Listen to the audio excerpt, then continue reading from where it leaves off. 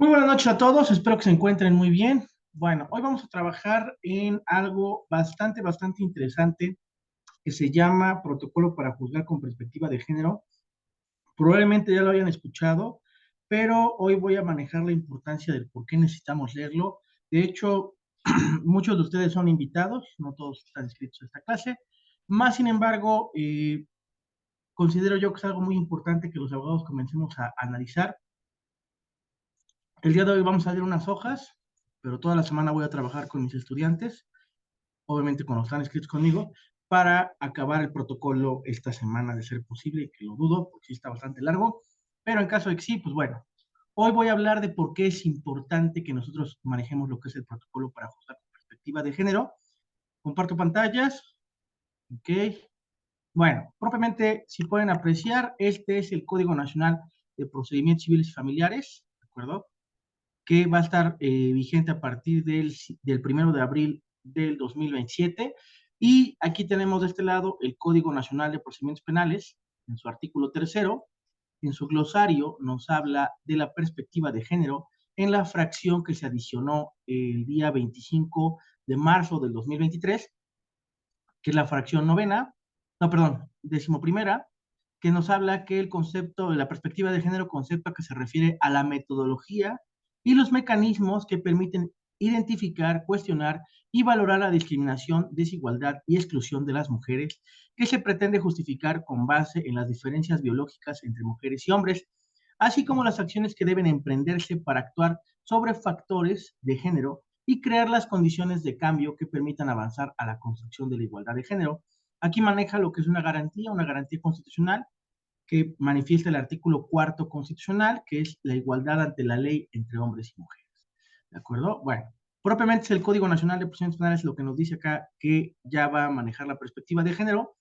Entonces, como abogados penalistas, es muy necesario manejar la perspectiva de género y en el ámbito civil y familiar, en el Código Nacional de Procedimientos Civiles y Familiares, en el artículo 7, nos habla en su fracción decimocuarta, ¿de acuerdo? O 14, el artículo 7 nos habla de los principios, ¿de acuerdo? Son principios rectores del sistema de impartición de justicia en materia civil y familiar, y la perspectiva de género es un principio que está manifestando. Es una visión científica, analítica y política sobre las mujeres y los hombres, ¿vale? No manifiesta que es solamente de las mujeres como el Código Nacional de Procedimientos Penales. Aquí manifiesta que es una visión científica, analítica, política sobre los hombres y las mujeres.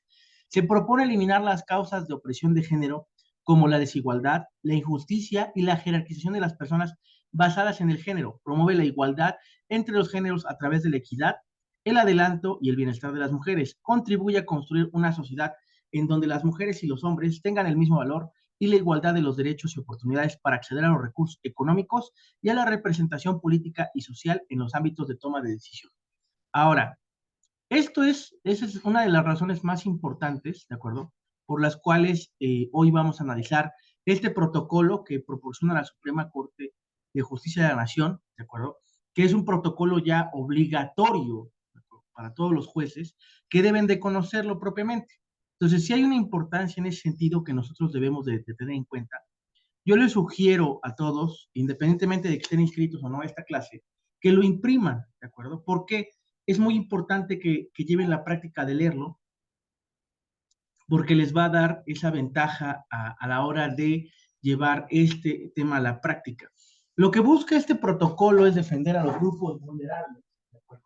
A los grupos que están en situación de vulnerabilidad. Y ustedes saben,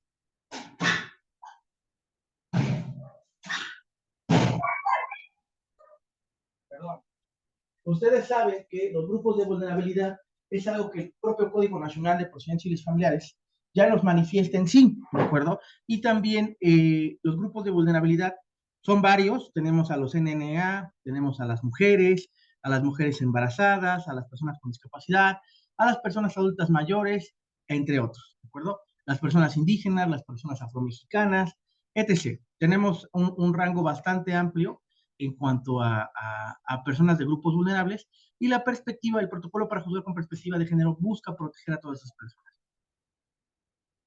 Obviamente, para poderlo llevar a la práctica, pues tenemos que conocerlo, ¿de acuerdo? Este protocolo fue editado en el 2020, ¿de acuerdo? Aquí está su primera edición, noviembre de 2020, nos lo manifiesta. Y pues bueno, aquí nos habla del sistema bibliotecario que usó la Suprema Corte para llegar a este análisis, ¿ok? Bueno, aquí nos manifiesta el agradecimiento. La Dirección General de Derechos Humanos a la Suprema Corte de Justicia de la Nación agradece especialmente la colaboración de tales personas, ¿de acuerdo? Para la creación del mismo, ¿ok? De ahí nos viene quién es el presidente en ese momento, era el ministro Arturo Saldívar, ¿de acuerdo? El presidente de la Suprema Corte en ese momento. Actualmente ya tenemos una presidenta ministra de la Suprema Corte, ¿de acuerdo? Y aquí eran los que conformaban en ese momento la, ¿cómo se llama? La terna de la primera sala y de la segunda sala. Para los que no lo sepan, ¿cómo se llama? Nuestra Suprema Corte de Justicia de la Nación está conformado por 11 ministros de la Suprema Corte. Uno es el presidente de las dos salas y cada sala, la primera sala y la segunda sala, tienen sus propios presidentes al respecto. ¿Por qué existe esto del pleno, la primera sala, la segunda sala? Bueno, el pleno son los 11 ministros, ¿de acuerdo? Que para algunos asuntos se, se convergen para llegar a una decisión. Cuando hay 8 votos a favor de un tema o 8 votos en contra, se aprueba o no se aprueba un asunto en concreto, ¿de acuerdo? Ya ustedes han de haber visto ese tipo de situaciones cuando se pretendía militarizar la Guardia Nacional, las reformas energéticas, se ha visto envuelto el Pleno de la Suprema Corte, ¿no? Bueno, la primera sala y la segunda sala resuelven por materia, ¿de acuerdo? Ahí cada sala tiene su materia y hay jurisprudencias que son emitidas o tesis que son emitidas por la primera, por la segunda sala o incluso por el pleno, ¿de acuerdo? Bueno, entonces eso es en general, para que ustedes sepan cómo está constituido nuestro máximo poder judicial. Y bueno, aquí viene la presentación de cada uno de lo que vamos a analizar. Son 306 hojas en total, ¿de acuerdo? Y bueno, vamos a empezar a analizarlo. Vamos con la presentación. Bueno, en el 2013, la Suprema Corte de Justicia de la Nación publicó la primera edición Protocolo para juzgar con perspectiva de género. Este documento, elaborado para atender a las medidas de reparación ordenadas por la Corte Interamericana de Derechos Humanos, en los casos González y otras, el campo algodonero, ¿de acuerdo? El campo algodonero, sí se acuerdan que en algún momento tuvimos un acontecimiento en México que se llamó las Muertas de Juárez. ¿Sí se acuerdan o no se acuerdan? Bueno, es uno de los... ¿Perdón? No escuché. Ok.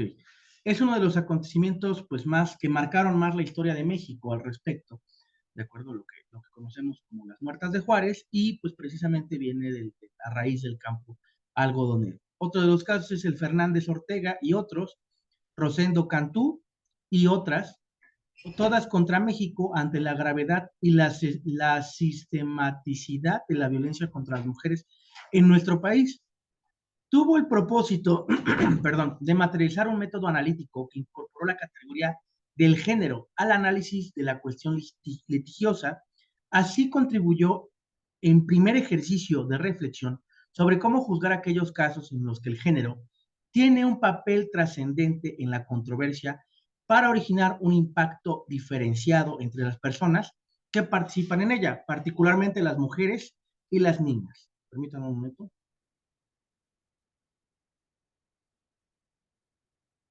Permítanme.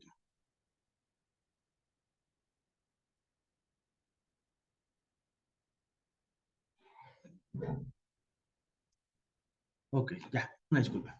Bueno, entonces, en ese sentido, tuvo el propósito de materializar un método analítico para que regresara al género. Así construyó un primer ejercicio de reflexión sobre cómo juzgar aquellos casos de que el género tiene un papel trascendente en la controversia para originar un impacto diferenciado entre las personas que participan en ella, particularmente mujeres y niñas. El enorme desafío que se presentó ese protocolo fue la inexistencia de precedentes de la Suprema Corte de Justicia de la Nación e incluso de sentencias y resoluciones de órganos internacionales que explicaran o desarrollaran lo que implicaba juzgar con perspectiva de género. De este modo, se trata de un documento que citaba fuentes de rango constitucional, pero cuyos contenidos carecían de un desarrollo jurisprudencial y aplicación a casos concretos. Pese a ello, el protocolo presentó un hito en la impartición de justicia. Meses después de su publicación, fue retomado en el amparo indirecto en revisión el 2655, diagonal 2013, primer criterio del Poder Judicial de la Federación, ¿ok? En la que la primera sala del Alto Tribunal estableció las bases metodológicas para juzgar con perspectiva de género. Así se inició la construcción de una auténtica doctrina constitucional sobre el tema. Poco a poco fue permeando al resto del Poder Judicial Federal. A 7 años de su emisión, perdón, no me manden mensajes cuando estoy trabajando, por favor. A 7 años de su emisión, los logros alcanzados por ese documento son patentes. El diálogo iniciado con ese primer precedente fue retomado en la Suprema Corte de Justicia de la Nación y permitió la emisión de múltiples sentencias en materia de derechos humanos y generó que evidencian el compromiso adquirido desde la judicatura con la igualdad, la no discriminación y la erradicación de la violencia de género. Basta para revisar la doctrina de la primera sala en materia familiar para atestiguar una profunda transformación de instituciones que poco a poco han abandonado su anclaje de los códigos civiles de influencia decimonónica para nutrirse de estándares constitucionales que cuestionan, entre otros, los paradigmas sobre el modelo ideal de la familia, la conceptualización de labores de cuidado como trabajo no remunerado y la relevancia del libre desarrollo de la personalidad en los casos de divorcio. A ver, primero que todo, ya sé que aburre mucho cuando alguien nada más se la pasa leyendo y la idea no es esa. La idea de todo esto es que vayamos desarrollando puntos, ideas al respecto, ¿ok? De lo que nos está colocando acá, obviamente, ustedes y yo sabemos, digo, quiero pensar que todos los que me están viendo son de México, ¿no? O del país, México. O como se conoce su nombre correcto, Estados Unidos mexicanos, ¿de acuerdo? Por si no lo sabían, su país se llama así, no se llama México. Ahora, propiamente, permítanme, nada más acabo de borrar esto. Propiamente el protocolo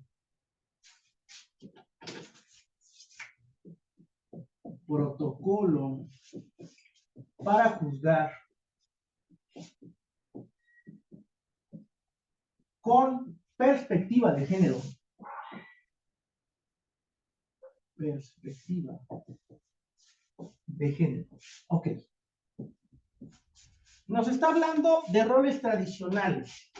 A ver, me imagino que muchos de ustedes en algún momento escucharon la definición de matrimonio de Rogina Villegas. ¿Sí saben cuál es?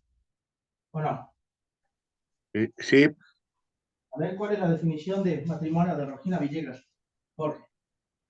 Es la unión de dos personas, hombre y mujer, para formar un vínculo matrimonial para un bien común y fomentar el desarrollo de la familia y el aumento sí mismo. Es O sea, correcto. nos habla de que es primordial hombre-mujer para la creación de descendencia. Es correcto. Rogina Villegas manifestaba hombre y mujer para la perpetuidad de la especie, ¿no? Era igual a familia, ¿no? Que tiene un nombre, nosotros lo conocemos actualmente, sí saben que existen diferentes tipos de familia, ¿verdad? ¿O no? Este tipo de familia se le conoce como familia nuclear.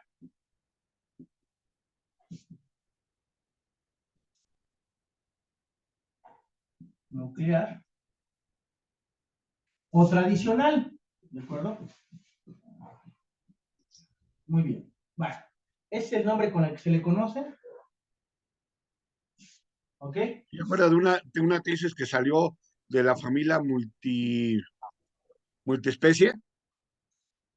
Multiespecie, es correcto, pero no es, ese es un amparo, ¿vale? No es una tesis de jurisprudencia. Ah, no, sí, ya se hizo jurisprudencia, es correcto, cierto. Bueno, ustedes y yo sabemos que actualmente Esto ya cambió, ¿sí o no? Ya no nada más es hombre y mujer lo que es familia. A ver, la pregunta sería, ¿mujer y mujer puede ser familia? Y es para preservar nada más el bien común, es todo. ¿Hombre y hombre pueden ser familia? Sí, ¿Hombre, mujer y mujer pueden ser familia? ¿O al revés? ¿Mujer, hombre y hombre pueden ser familia? Sí. sí, ¿Esto cómo de se amor. conoce? Poliamor, es correcto. La familia, poliamor. O como, o como lo dirían algunos conservadores, dirían, ay, los raros de la colonia, ¿no? Ay, qué raro que esa mujer que iba con dos hombres, ¿cómo le hace? ¿Cómo los tiene tan a raya, no? O ese hombre, ¿cómo le hace? La de tener de oro, porque dos viejas, su madre, ¿no? A lo mejor sí da gasto. Bueno, la familia poliamor es un hecho real. La familia, ¿cómo se llama? Homoparental, como se conoce esta,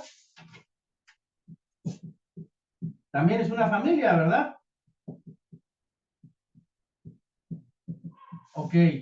Ahora, la pregunta sería, si hubiese nada más mamá, ¿no?, más hijo, ¿es familia?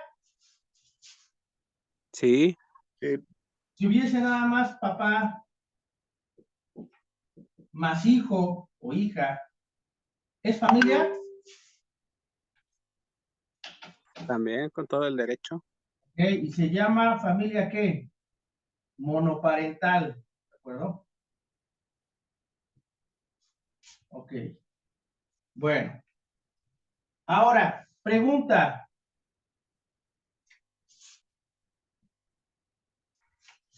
¿Los derechos de la familia son derechos fundamentales o son derechos humanos?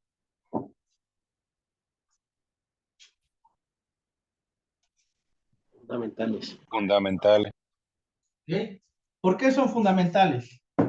La familia es el núcleo fundamental de la sociedad. Bueno, suena muy bonito eso, pero debe de haber una razón, ¿no? Porque no se pueden perder o disolver. ¿Dónde dice? porque está el número 5 que dice derecho a la protección de la familia. ¿Y eso dónde está? Están Artículo reconocidos 29, en la párrafo Son derechos segundo de Constitución. la humanos. Constitución. Es artículo 29, párrafo segundo constitucional, ¿de acuerdo? Nos manifiesta lo que son los derechos fundamentales, ¿ok? Y de igual forma, el artículo cuarto constitucional, párrafo segundo, nos manifiesta la garantía constitucional, la garantía del interés superior de la familia, ¿de acuerdo? Entonces tenemos que es una garantía y un derecho fundamental, ¿ok? ¿Hasta ahí vamos bien o hay dudas? Sí, vamos bien, gracias. Ok. Si gustan, pueden subrayar de su constitución estos dos para que entiendan que todas estas familias están defendidas por un derecho fundamental y una garantía constitucional de familia. Ahora, aquí son donde vienen las preguntas locas, ¿de acuerdo? Las preguntas de su maestro que está loco. A ver, si yo digo, no busco ofender absolutamente a nadie, ¿de acuerdo? Hago ese amplio espectro. Si yo o cualquiera de los hombres aquí presentes, ¿de acuerdo?, se buscara a una mamá con hijos, ¿de acuerdo? ¿Seríamos familia o no? Sí, Sí, luchona. Sí. sí, Si cualquiera de las señoritas aquí presentes, o señoras, vamos a manifestar como señoritas, viviera en familia con un papá y su hija, ¿serían familia? sí, Ahora viene la pregunta compleja. El protocolo manifiesta que no me toque esos temas. Ok, a ver. El código manifiesta que nosotros teníamos en el Código Civil anteriormente la familia binaria, ¿no? Hombre y mujer, ¿no? El Código Civil, de hecho, algunos códigos civiles hasta la fecha siguen diciendo eso, ¿no? Sigue diciendo la unión entre un hombre y una mujer, siendo que existe esta familia, ¿no? Ok, hasta ahí vamos bien, ¿de acuerdo? Ok, el código discriminaba algunos aspectos, ¿de acuerdo?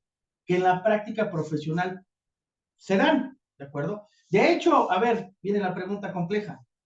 Ya antes de que el código, antes de que se les permitiera casarse, ¿ya existían estas familias?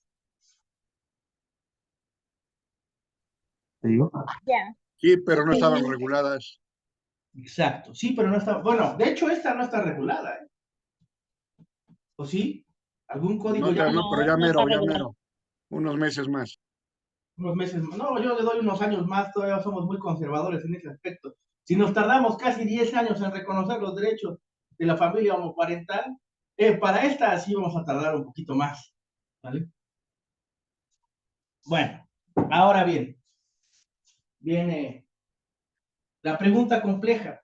Si yo y una mamá con su hijo, que no es mi hijo, ya somos familia, ¿me genera derechos y obligaciones?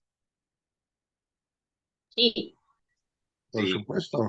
Lo voy a decir muy puntualmente porque vi un video en internet de un tal Temach, ¿de acuerdo?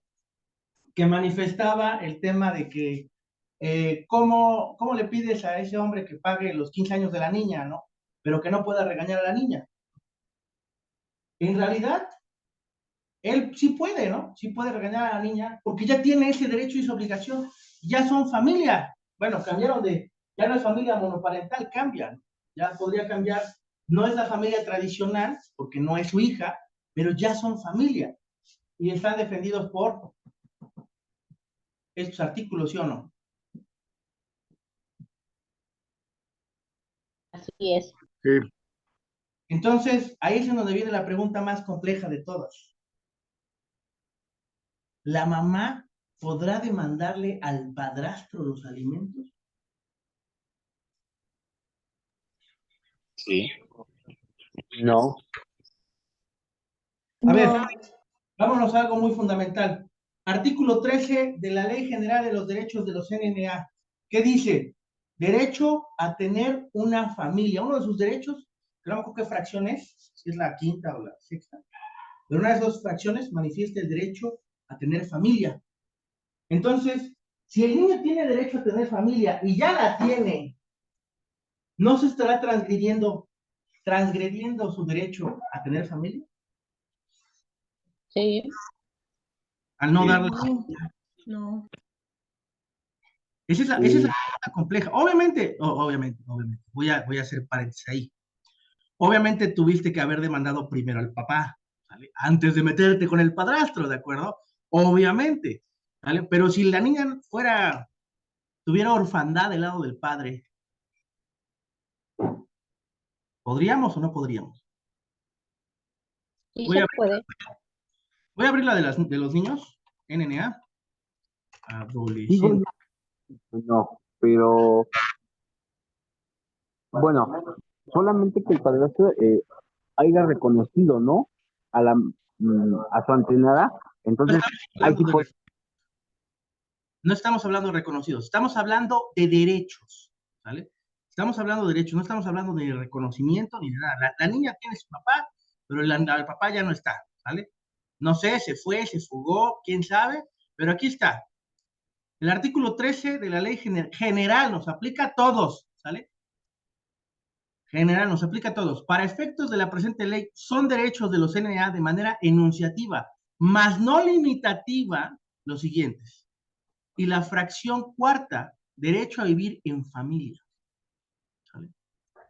Es un derecho del menor. ¿Sale? Tal cual.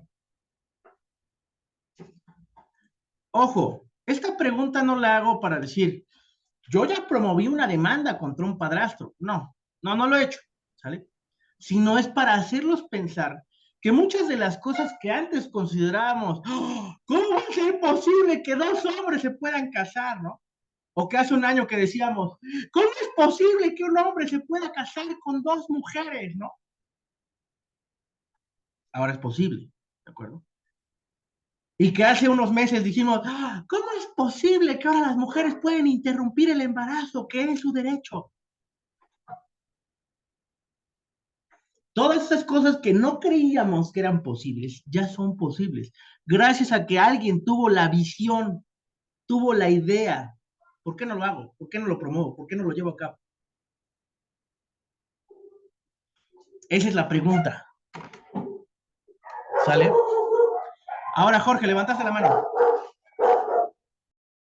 Sí, buenas noches. Nada más como, por lo que yo le entendí, o es mi concepto, la familia es un grupo de personas que viven en la misma casa para hacer un bien común, no importa el tipo parental que tengan, consanguíneo, lo que sea. Y una de las obligaciones del proveedor o la proveedora es precisamente proveer alimentos. Y como familia tenemos el derecho, o tiene derecho el menor. Eso es nada más lo que quiera comentar. Gracias. Yo no estoy diciendo que vayan y demanden a los padrastros. Lo que les estoy diciendo es, si es un derecho del menor, que nadie lo ha defendido de esa forma, la pregunta es, ¿se podrá o no se podrá? A lo mejor en procedimiento y en idea del Código Civil, no, pero en materia de derecho fundamental y en garantía constitucional, sí tiene ese derecho el menor. O sea, sí lo tiene, pero la pregunta es, ¿qué tan dispuestos estamos nosotros a hacerlo valer? Sí, de hecho, se podrá decir que es un derecho subjetivo del menor. Mm. Subjetivo es que fuera un derecho humano. Bueno, sí tiene que ver con derechos subjetivos, pero si me voy ahí, es un derecho fundamental. El niño no puede perder ese derecho, ¿vale? Ahí lo tiene, ¿vale? Es fijo. Incluso el derecho subjetivo que tú manifiestas sí es el artículo 13, fracción cuarta de la Ley General de los Derechos de los NNA, derecho de vida y familia. Derecho a la familia, ¿ok? ¿Hasta ahí vamos bien? ¿O no? A ¿Dudas? ver, yo tengo una duda. La calidad de padrastro para ti dentro de la ley esa, ¿qué viene siendo la calidad de padrastro? No es lo que, no, yo nada más estoy planteando Para ti, no, para ti. No, para mí, o sea, para mí un padrastro, si me lo preguntas a materia personal, un padrastro pues es solamente una persona que ayuda a la crianza de un menor, ¿no? En este caso, como el figura del padrastro, ayuda a la crianza del menor, y si llegan a recaer ciertas obligaciones sobre él o ciertos derechos, de igual forma, pues sí, ¿no? Indirectamente, quieras o no, pues sí lo va a tener que cuidar en algún momento, sí lo va a tener que corregir en algún momento. Desde luego, desde luego está, porque en la economía es fundamental el padrastro, Así no nada es. más de cuidado. Ahora, el año pasado vi una estadística del INEGI, el 75% de los niños que están separados de su padre tienen un padrastro diferente. El 75 es una cifra muy alta a nivel nacional. Hay una cifra todavía más alta, el 80% de los niños no son criados por sus padres biológicos.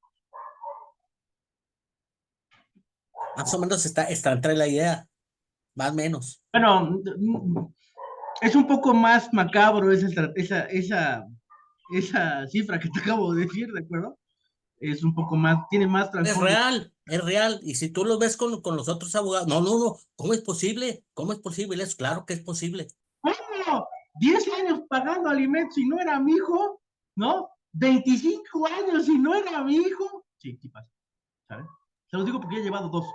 ¿Sale? De hecho, hay una, nada más que no me acuerdo cómo especie de ley o un derecho que cuando nace el niño todavía tenemos o se tienen tantos meses o un año para hacer la prueba de ADN y si no lo hace, aunque no sea suyo, ya no queda, ¿no? O sea, ya es como si lo rectificara. Al revés, al revés. Es una presuncional. Si yo vivo con una señora que tiene un bebé, a cierta cantidad de tiempo que voy viviendo con ella, hay una presunción de que ese niño es mío, ¿vale? goza Ok. de esa proporcional. Es al Sí, revés. eso es. Pero bueno, el tema es, ¿qué tan dispuestos ustedes están a pensar un poco más allá de la norma escrita y pensar más en un derecho fundamental o en una garantía constitucional? Porque al final del día, si se ponen a pensar, lo que dice el Código Civil se contrapone a la hora de hacer análisis concreto de lo que es el derecho a la familia. En muchos aspectos, ¿no? No nada más en el que estoy diciendo, hay otros. Ahora, viene otra pregunta más fuerte. ¿Una persona sola es una familia? Solita. ¿Es una familia o no? Con sus perros y gatos, sí. No, sola, o sea, ni perro que le ladre al pobre hombre. Sí, No, podría porque el ser concepto de familia. familia no lo marca así. Eso es lo que quiero, eso es lo que quiero que se lleven de aquí, ¿sale? El análisis de eso, ¿sale? No quiero, a ver si entendía, un padrastro se le puede pedir pensión. No es que se pueda, Osvaldo. O sea, la idea es que si el niño tiene el derecho a la familia, ¿de acuerdo? Manifestado en esos dos ordenamientos, bueno, dos artículos constitucionales, y manifestado también en el artículo 13 de la Ley General de los Derechos de los NNA, la pregunta sería, ¿podrían hacer ese derecho?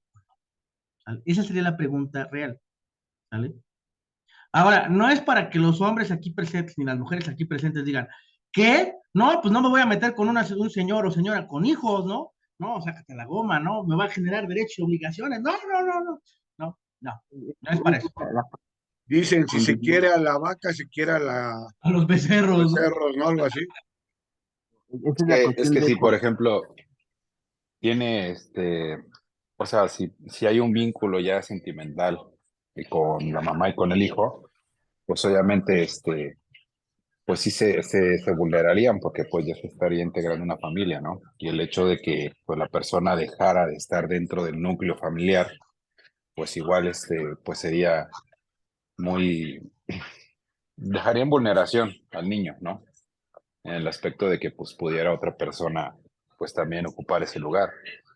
Entonces pues sí sería una responsabilidad del padrastro en ese sentido. Como la canción, ¿no? Otro ocupa mi lugar. Bueno, ok. Ya vi, o sea, nada más hemos analizado ahorita el tema de la igualdad del proemio y a la conclusión que llegamos en términos de familia, ¿sale? Lo que no quiero que se contaminen pensando que lo que yo digo es ley. No.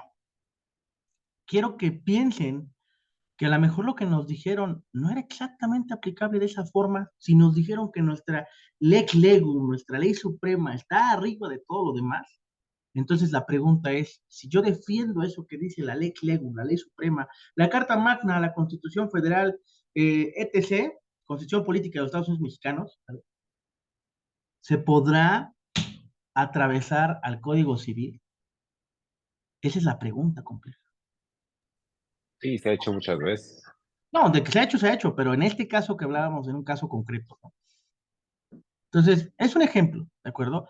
Pueden ustedes pensar mucho más ejemplos que yo, claro, pero es un ejemplo en el cual nos ayuda a pensar un poquito más allá, como lo que yo siempre digo, pensamiento crítico o pensar afuera de la caja, ¿no? Pensar un poquito afuera de lo que nos han enseñado, ¿de acuerdo? Ir un poquito más allá. El que no arriesga no gana. Y miren, se los voy a decir así. Si los nietos de Rosendo Radilla Pacheco no hubieran dicho, vamos duro y duro, dale con nuestro procedimiento, no tendríamos ahorita derechos humanos, ¿vale? Así lo digo. No estaríamos hablando de derechos humanos, derechos fundamentales, seguiríamos en garantías individuales, ¿vale? Y esta plática sería muy diferente, ¿de acuerdo? Entonces, tengan ustedes en cuenta que este mundo es de los valientes, ¿de acuerdo? Y el que no arriesga, no gana. Sin dolor no hay gloria, ¿sale? Tal cual. Así es esto, ¿sale? Ok, Ok, bueno, Lick, yo, dime. en caso de que haya una demanda, como dice usted, y se violen la vulnerabilidad del niño, pero la mujer o el hombre en este caso también, que puede ser ya, no quieran o no le den permiso a otra persona o al género opuesto de tener un derecho sobre el niño, ¿qué procedería entonces? Es que yo creo que ahí sería primero votar la vía de demandar al papá. Si el papá no quiere, te va sobre el padrastro.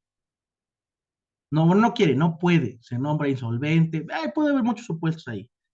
Creo que todos ustedes han batallado con el tema de los alimentos de diferente forma, de que el papá es insolvente, de que no tiene hermanos, de que no tiene papás, de que ¿cómo se llama? Casi casi vive en la calle el pobre hombre, ¿no? O de Tiene que ya no vive, o de o que ya, ya no vive.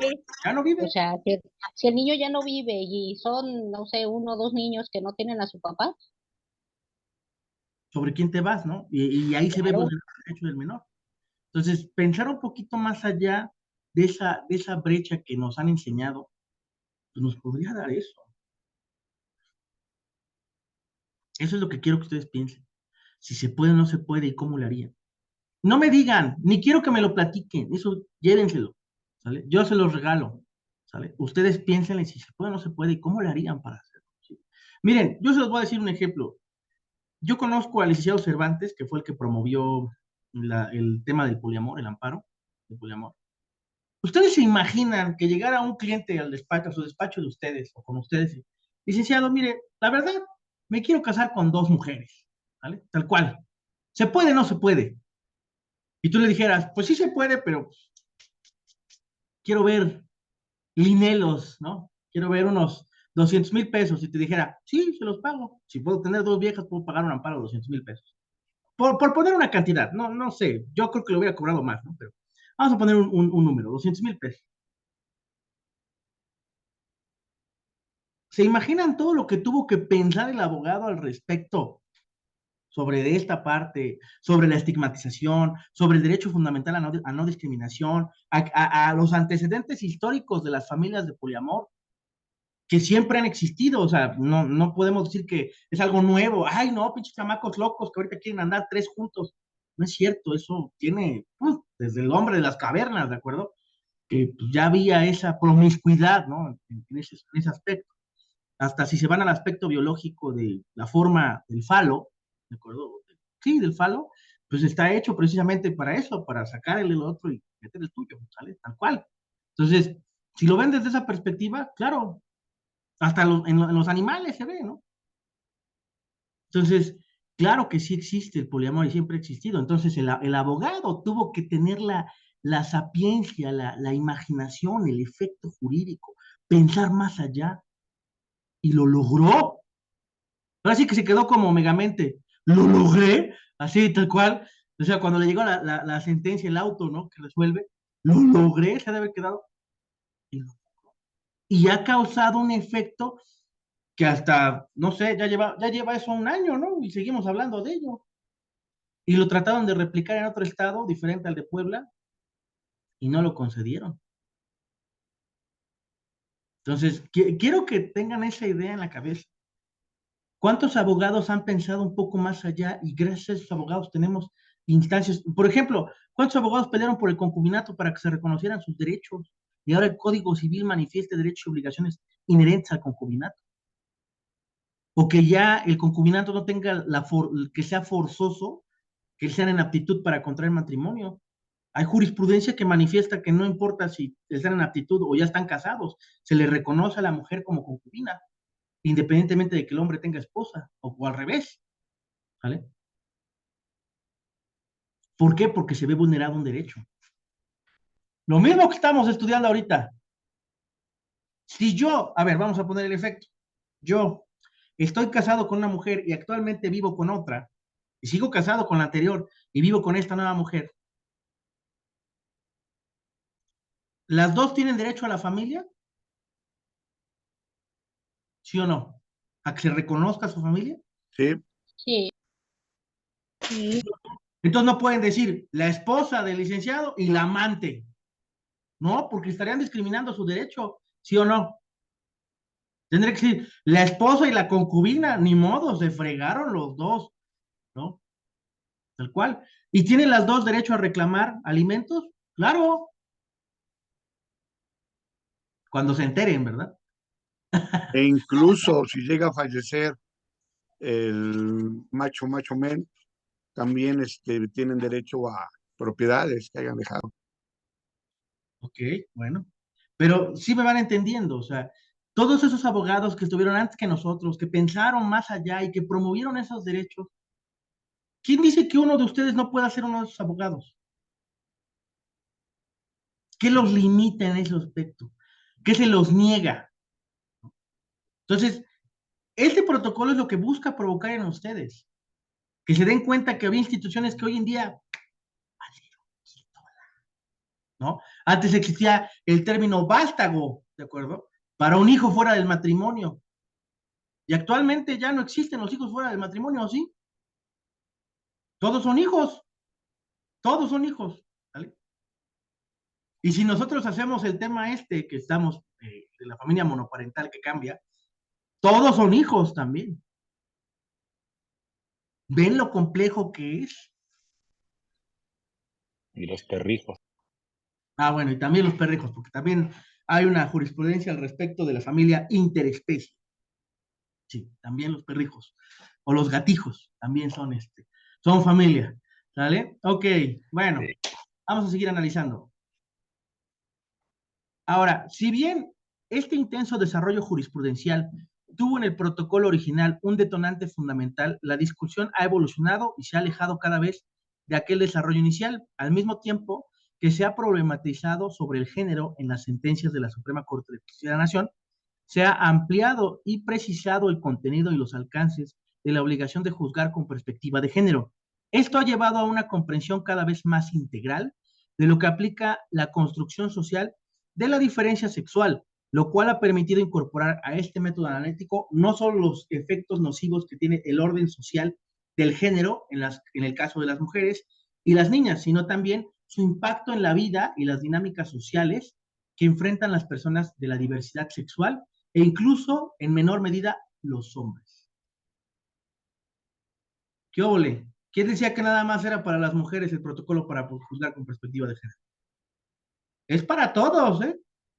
Para todos, dice en menor medida, pero también está manifestando que también el hombre vive en ese aspecto de ser discriminado o una Una diferencia. pregunta, y en las fiscalías cuando son de por violencia por la mujer, ahí están violando esta ley.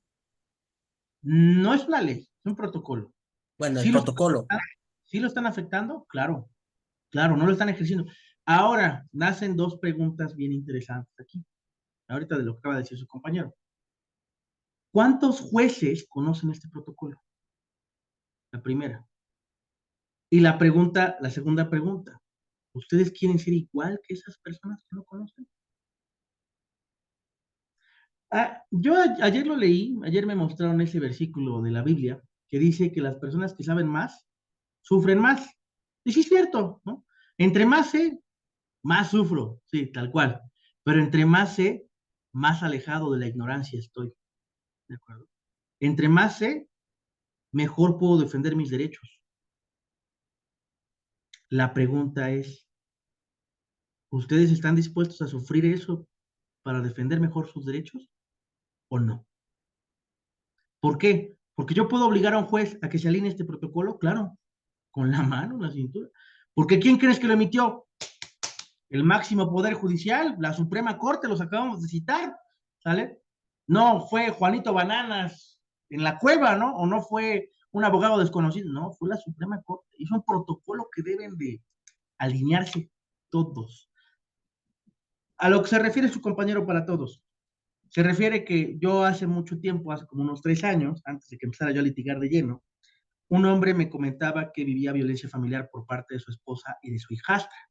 ¿Sale?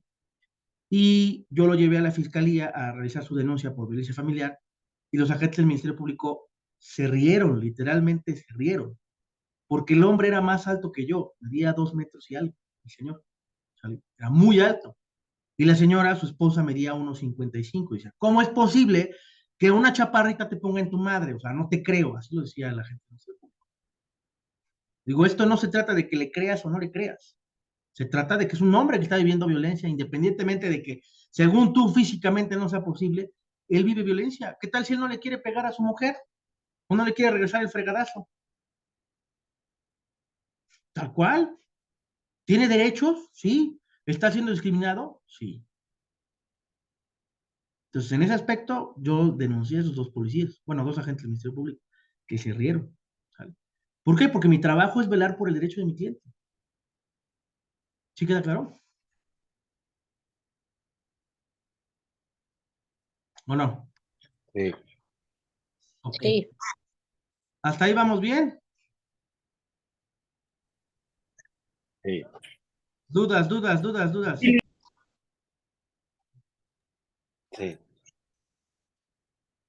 Ok. Perfecto. Muy bien, seguimos. Comparto pantalla. Ok. Ah, dice, desde el Poder Judicial Federal se ha propuesto especialmente énfasis en combatir las causas de discriminación que afectan a las personas debido al género, de evidenciar los estereotipos de género perjudiciales, de redefinir la masculinidad y de sentar las bases para refundar las relaciones entre hombres y mujeres y personas de la diversidad sexual bajo un paradigma de igualdad sustancial. No obstante, resta mucho por hacer para transformar una realidad distinta de ser igualitaria y estar desprovista de discriminación y violencia. Ahora, conscientes del tiempo que ha transcurrido desde su última edición y de los avances que han sucedido desde entonces en la materia, la Presidencia de la Suprema Corte de Justicia de la Nación tomó la determinación de publicar una nueva versión del protocolo para juzgar con perspectiva de género. La emisión de protocolos de actuación dirigidos a personas juzgadoras para resolver casos en los que estén involucradas personas en situación de vulnerabilidad han probado ser una herramienta útil para contribuir a revertir el pasado de discriminación que han sufrido varios grupos. ¿Ahí a qué grupos creen que se esté refiriendo? A los vulnerables, Correcto, a los grupos vulnerables, ¿de acuerdo? De los que ya hemos hablado, NNA, mujeres embarazadas, mujeres en sí, personas adultas mayores, ¿cómo se llama? Personas con discapacidad, eh, personas indígenas, personas afromexicanas, etc., ¿de acuerdo? De hecho, la pregunta sería, ¿cualquiera de nosotros puede ser un grupo vulnerable? ¿O me van a decir, no, licenciado, yo soy bien macho y no soy de grupo vulnerable? Cualquiera de Sí, nosotros es propenso a ser el grupo vulnerable, ¿de acuerdo? ¿Vale? Todos podemos ser vulnerables en algún momento. De hecho, si bueno, obviamente si llego a los 60, ¿no? Me faltan todavía como, ay, espero que muchos, pero no, no tantos, 24 años para llegar a esa edad, ¿de acuerdo? Pues me volveré también persona vulnerable yo también, ¿de acuerdo? Entonces, en algún momento todos podemos alcanzarlo o podemos ser personas vulnerables, ¿de acuerdo? Pertenecer al grupo vulnerable. Ok, por lo que su necesidad subsistirá en la medida de que permanezcan las desigualdades sustantivas. Por ello, el objeto final de estos instrumentos es acelerar la modificación y la eliminación de prácticas culturales, actitudes y comportamientos individuales, sociales e institucionales que discriminan a las personas por su género y permiten perpetuar el orden social del género persistente, el cual replica de distintas maneras la desigualdad y discriminación que padecen en mayor grado las mujeres, niñas y personas de la diversidad sexual. Ahora, esta nueva versión del protocolo recoge los avances que se han dado en la doctrina jurisprudencial del Tribunal Constitucional y la han evolucionado y la evolución que han tenido los estándares internacionales de derechos humanos en materia de género para armonizar ambos contenidos. Mediante este documento se busca proveer a las personas encargadas de impartir justicia de una herramienta práctica que facilite la comprensión sobre las aplicaciones de la obligación de juzgar con perspectiva de género y sobre todo que les auxilie en la aplicación de dicho método de análisis para la resolución de controversias.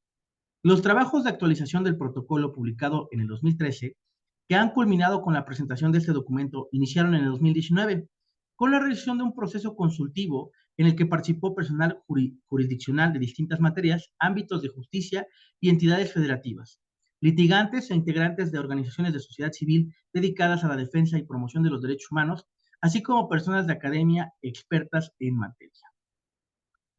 Ahora, acá abajo nos da la referencia. Perdón, es que tengo mucho pelo de perro. Ahí está.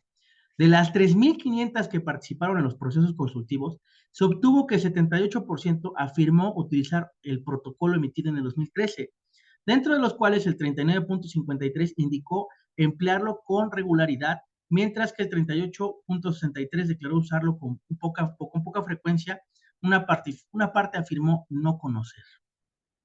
Como resultado de ese ejercicio participativo, se adoptó la decisión de crear un protocolo con vocación práctica que a su vez proveyera a las personas juzgadoras de base conceptual mínima para comprender cuestiones básicas sobre el género y el método de la misma perspectiva de género.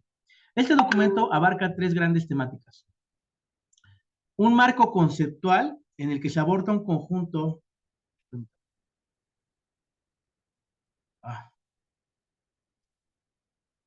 No. Ese protocolo que compartiste no es lo mismo, ¿eh? Ese no es el mismo. Es otra cosa el que compartiste, Jorge.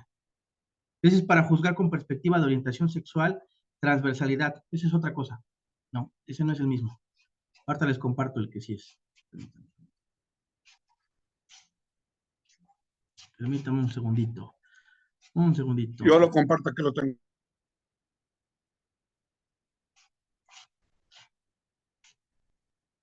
Ok, ya lo compartiste. Gracias. Ok, perfecto. Seguimos. Este documento abarca 3 grandes temáticas, un marco conceptual en el que se aborda un conjunto de temas que cobran relevancia cuando se utiliza la perspectiva de género como método de análisis, roles de género, relaciones de poder, estereotipos, violencia de género, entre otros. Segundo, un estudio sobre la incorporación y evolución de la perspectiva de género en la administración de justicia, desde el ámbito de sistemas universales e interamericanos de derechos humanos y la doctrina jurisprudencial de la Suprema Corte de Justicia de la Nación, una guía práctica para juzgar con perspectiva de género que identifica 3 niveles en los que impacta dicha obligación al momento de impartir justicia. Un primer nivel relacionado con las obligaciones previas al estudio de la cuestión debatida, otro que tiene que ver con aquellas que surgen al analizar el fondo de la controversia y uno más relacionado con una obligación genérica, es decir, que permea el dictado de la sentencia en su integridad. Con el propósito de convertir el protocolo en un instrumento práctico que permanezca vigente, se creó una herramienta digital complementaria disponible en el micrositio, que aquí me maneja un QR, ¿de acuerdo? De la Dirección General de Derechos Humanos, alojado en la página web de la Suprema Corte de Justicia de la Nación.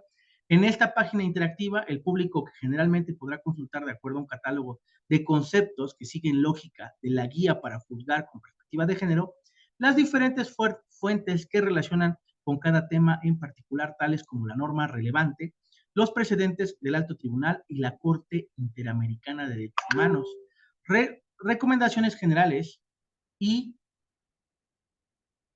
comunicaciones del Comité de la Eliminación de la Violencia contra la Mujer, conocido por siglas en inglés como el CEDAW.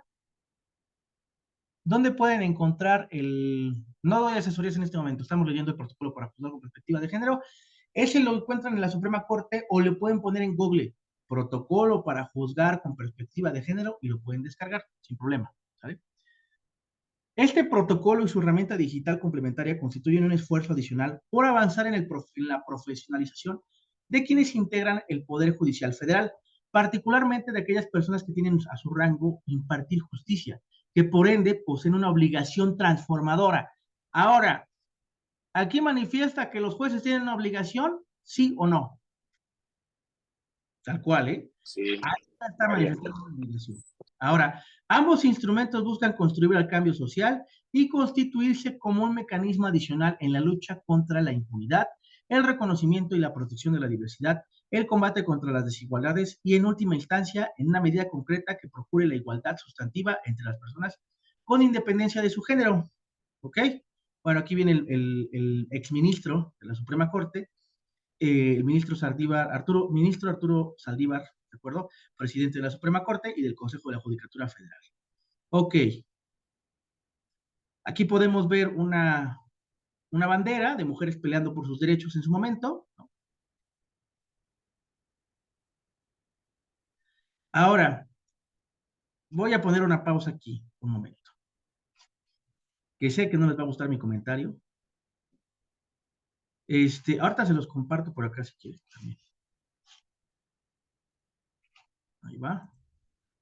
Ok, también lo compartí por acá. Ay, no, se lo mandé nada más a Diego.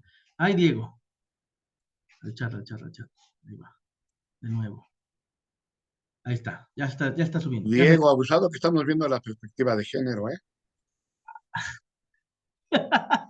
Ayer te comieron, Diego, ¿para qué no? Ah, no, ayer no, el domingo, ¿no? El domingo que no viniste te comieron vivo, entre todos. Bárbaros. Ok, ya lo acabo de mandar aquí al Zoom. A ver, antes de que, aquí voy a poner un freno de manos, ¿sale? Yo sé que muchos, incluyéndome, crecimos con roles, con creencias, bueno, ya, precisamente para ese freno. Con creencias, con perspectivas, ¿de acuerdo? Muchos crecimos con esos estereotipos, ¿de acuerdo? De que, por ejemplo, yo les voy a decir una cosa. Yo cuando era niño encontré la caja de muñecas de mi mamá y me encantó, ¿no? Y me puse a jugar con las muñecas.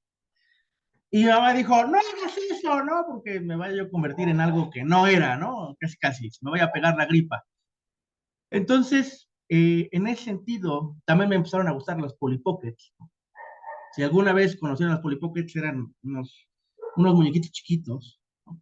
Me encantaban, pero me los super prohibieron, ¿de acuerdo? Tanto así causó efecto en mí que a la fecha no tengo Polly Pockets, aunque quisiera, ¿de acuerdo? Ahorita tengo dioramas de carros, de Hot Wheels, pero, pero bueno, sí entienden al punto al que quiero llegar, ¿no? En ese momento, nosotros, o todos nosotros crecimos con cierta cultura, ¿de acuerdo? Y que, pues, hoy en día sigue siendo una brecha o sigue siendo algo real, ¿no? Sigue siendo algo que ocurre en ese sentido sobre este efecto. Entonces, yo quiero que se quiten todos los estereotipos y todas esas lagañas en la cabeza, ¿de acuerdo? Porque no sirven de nada, ¿vale? Y yo lo sé reconocer, yo se los he dicho, yo fui seminarista, ¿de acuerdo? Yo fui muy de ultraderecha, ¿de acuerdo? Yo tenía creencias muy tontas, ¿sale? Era sumamente discriminador, yo lo acepto. Pero en algún momento... Solo las mujeres lloran, los hombres no. Sí, así, es más, no sé si han escuchado eso de piña para la niña, ¿no? Así de plano, o sea, ni siquiera, hasta la fecha no como piña, así se los explico, ¿de acuerdo? Para que me entiendan qué tan fuerte era esos lazos de estereotipos que tenía mi familia, que hasta la fecha pues me siguen afectando porque no hago ciertas cosas que sí quisiera hacer, ¿no? Por ejemplo, una de esas es el tema de la piña, el tema ¿cómo se llama? De los Polly Pockets, entre otras cosas. Pero al punto al que quiero llegar es que ustedes, ¿de acuerdo? Tienen que quitarse esas lagañas o esas creencias, esos mitos o esos estereotipos para poder entrar a este protocolo. Porque si no, de plano, les va a entrar por un oído y les va a salir por el otro. Tal cual, ¿sale? Tal cual. ¿Por qué? Ahora, yo les dije empezando la clase que este protocolo es muy importante porque lo nombra el Código Nacional de Procedimientos Penales en su artículo 3º, en su glosario, e incluso manifiesta que es un protocolo activo en materia penal. Desde la perspectiva penalista, se los puedo decir, yo soy penalista, ¿vale? Desde la perspectiva de civil y familiar, a partir de 2027 ya es una realidad en la ley procesal. Que ya es una realidad